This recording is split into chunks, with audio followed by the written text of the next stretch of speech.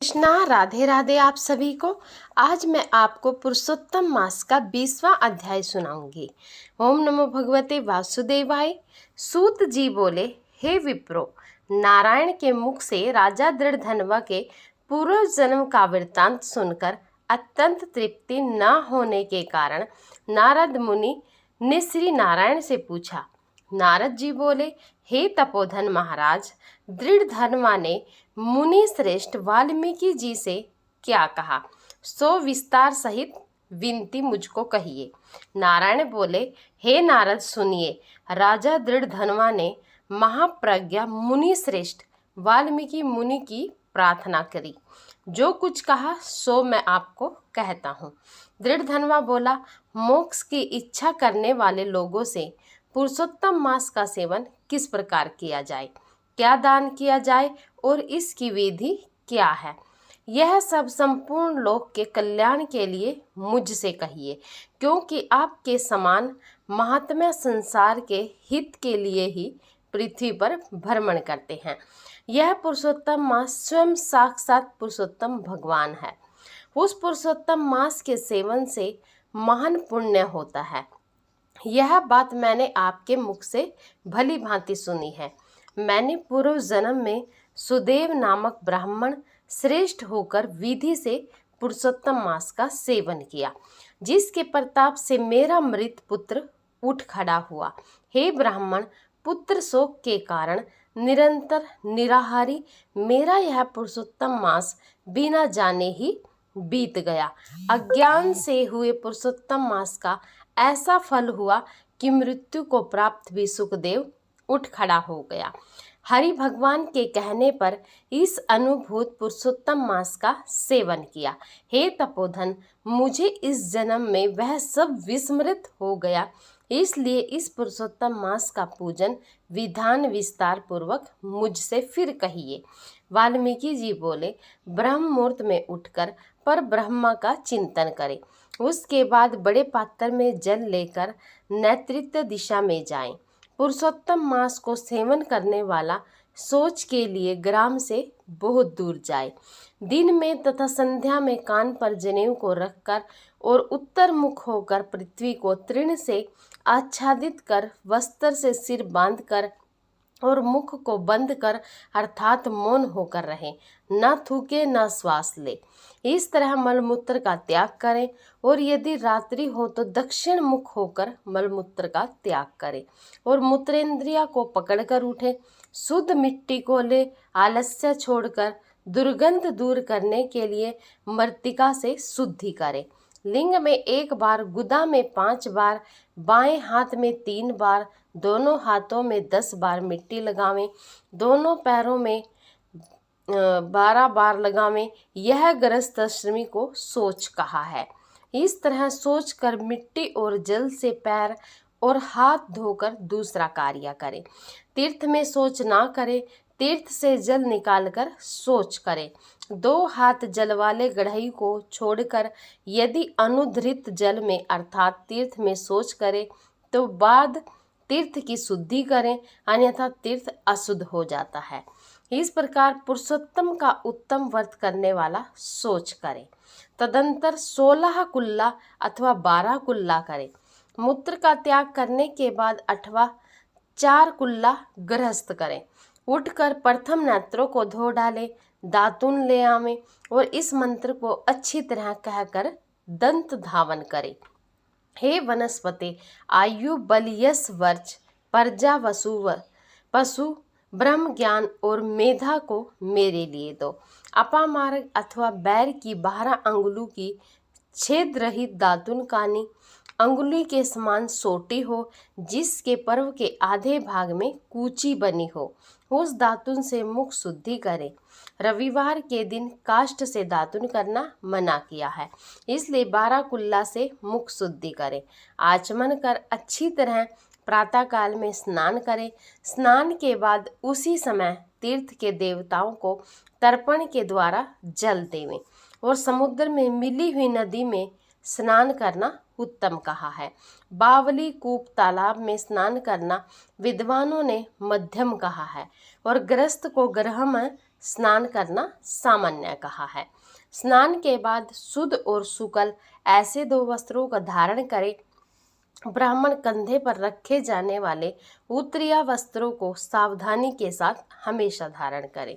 पवित्र स्नान में पूर्व मुख अथवा उत्तर मुख होकर बैठें और शिक्षा बांधकर दोनों जांघों के अंदर हाथों को रखें। कुश की पवित्री हाथ में धारण कर आचमन क्रिया को करें। ऐसा करने से पवित्री अशुद्ध नहीं होती है, परंतु भोजन करने से पवित्री अशुद्ध हो जाती है। इसलिए भोजन के बाद उस पवित्री का त्याग करें। आचमन के बाद गोपी चंदन की मिट्टी से तिलक धारण करें।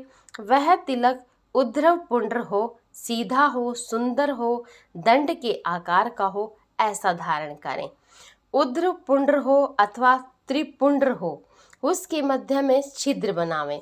ऊर्ध्व पुंड्र में लक्ष्मी के साथ हरि भगवान स्वयं निवास करते हैं। त्रिपुंड में पार्वती सहित साक्षात शंकर भगवान सर्वदा वास करते हैं।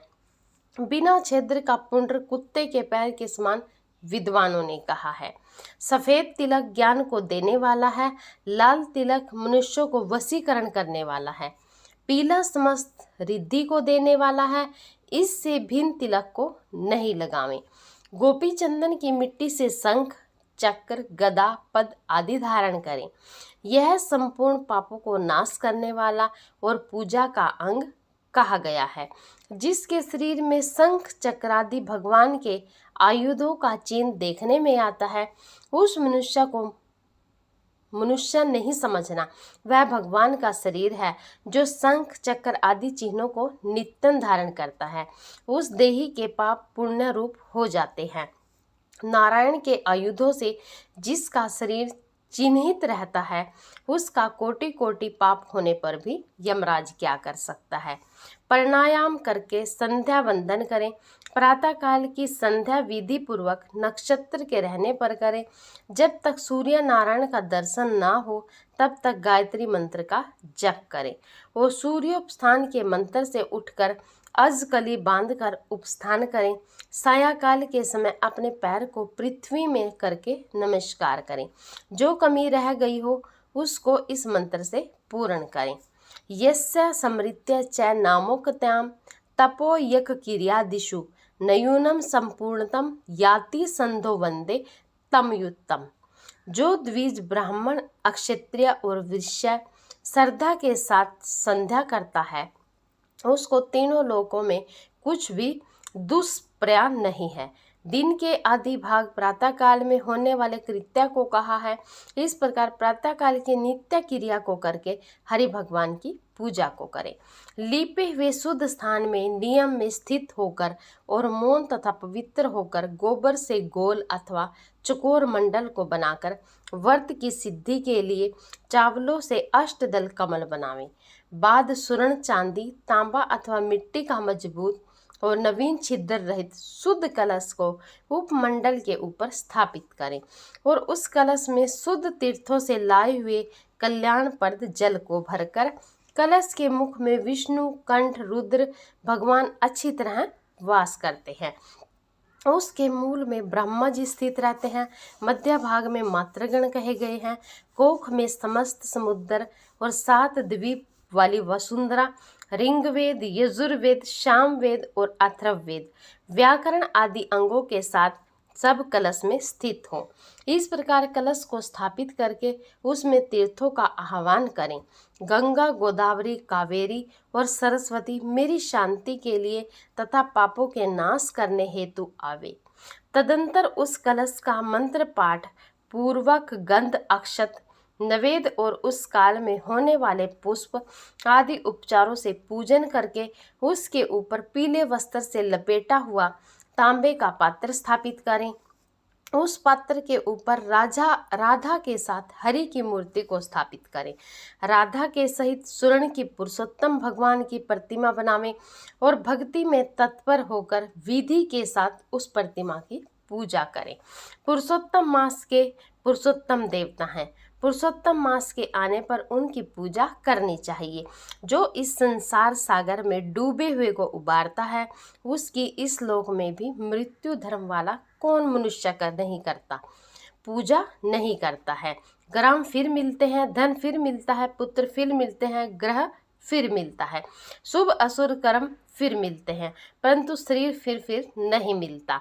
उस शरीर की रक्षा धर्म के लिए और धर्म की रक्षा ज्ञान के लिए हुआ करती है और ज्ञान से मोक्ष सुलभ हुआ करता है। इसलिए धर्म को करना चाहिए। देह रूपी वृक्ष का फल सनातन धर्म कहा गया है। जो शरीर धर्म से रहित है वह बांझ वृक्ष के समान निष्फल है।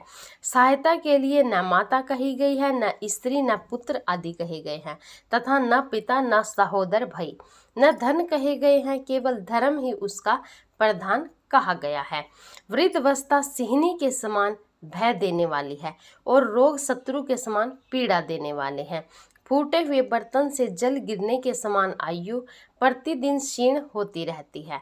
जल के तरंग के समान चंचल लक्ष्मी, पुष्प के समान क्षण मात्र में मुरझाने वाली युवावस्था, सवपन के राज्य मुख के समान संसार के विषय सुख प्रभृति सब निरर्थक है। धन चंचल है, चित्त चंचल है और संसार में होने वाला सुख चंचल है। ऐसा जानकर संसार से विरक्त होकर धर्म के साधन में तत्पर होवें। जैसे सर्प से आधा देह निगले जाने पर भी मेंढक मक्खी को खाने की इच्छा करता ही रहता है, उसी प्रकार काल से ग्रसा हुआ जीव दूसरों को पीड़ा देने में तथा दूसरे का धन अपहरण करने में प्रेम करता है। मृत्यु से ग्रस्त आयु वाले पुरुष को सुख क्या हर्ष करता है। वध के लिए वध स्थान को पहुंचाए जाने वाले पशु के समान सब सुख व्यर्थ है। जब धर्म करने के लिए चित्त होता है तो उस समय धन का मिलना सुलभ नहीं होता है। जब धन होता है तो उस समय चित्त धर्म करने के लिए उत्सुक नहीं होता है। जब चित्त और धन दोनों होते हैं तो उस समय समपात्र नहीं मिलते हैं। इसलिए चित्त, वित्त, सत्या, पात्र इन तीनों का जिस समय संबंध हो जाए उसी समय बिना विचार किए ही जो धर्म को करता है वही बुद्धिमान कहा गया है। अधिक धन के व्यय से होने वाले हजारों धर्म हैं। पुरुषोत्तम मास में थोड़े धन से महान धर्म होता है।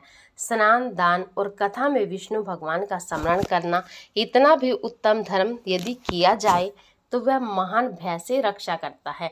जिस प्रकार गंगा ही तीर्थ है, कामदेव ही धनुषधारी है, विद्या ही धन है और गुण ही रूप है, उसी तरह संपूर्ण महीनों में उत्तम पुरुषोत्तम मास साक्षात पुरुषोत्तम ही है।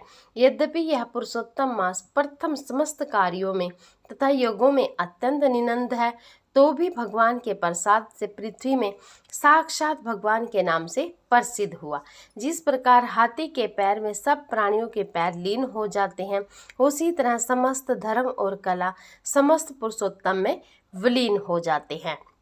जिस प्रकार और नदियों की तुलना गंगा के समान नहीं की जा सकती, कल्प वृक्ष के समान अन्य समस्त वृक्ष नहीं कहे जा सकते, चिंतामणि के समान दूसरे रत्न पृथ्वी में नहीं हो सकते, कामधेनु के समान दूसरी गौ नहीं हो सकती, राजा के समान दूसरे पुरुष नहीं हो सकते, वेदों के समान समस्त शास्त्र नहीं हो सकते, उसी प्रकार समस्त पुण्यकाल इस पुरुषोत्तम मास के पुण्यकाल के समान नहीं हो सकते। पुरुषोत्तम मास के देवता पुरुषोत्तम भगवान हैं, इसलिए भक्ति और श्रद्धा से पुरुषोत्तम भगवान की पूजा करनी चाहिए। शास्त्रों को जानने वाला कुशल शुद्ध वैष्णव सत्यवादी और विप्र आचार्य को बुलाकर उसके द्वारा पुरुषोत्तम की पूजा करें। अंतकाल में होने वाले मोह, काम, क्रोध, लोभ, मद, माद्रश्य आदि रूप बड़ी बड़ी मछलियों से पूर्ण अत्यंत गंभीर वेग वाले इस संसार रूप सागर को पार करने की इच्छा करता है, वह इस भारतवर्ष में आदि देवता पुरुषोत्तम भगवान का अच्छी तरह पूजन करें। जय श्री कृष्णा, राधे राधे। आप सभी को आज की कथा यहीं पर समाप्त होती है।